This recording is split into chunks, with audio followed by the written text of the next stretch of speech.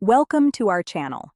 If you want to verify your Kick.com creator account, follow these step-by-step instructions to ensure your profile is properly authenticated and secure. Step 1.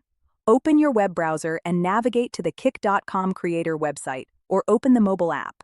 Make sure you are logged in with your account credentials. Step 2. Click on your profile icon or avatar, usually located in the top right corner of the page.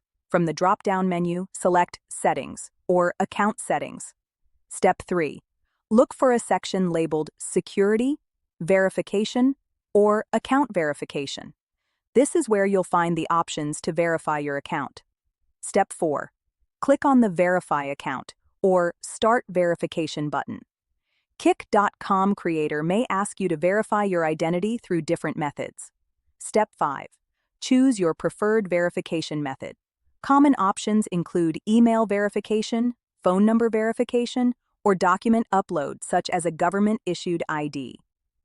Step 6. Follow the on-screen instructions carefully. If verifying by email, check your inbox for a verification link and click it. If using phone verification, enter the code sent via SMS. Step 7.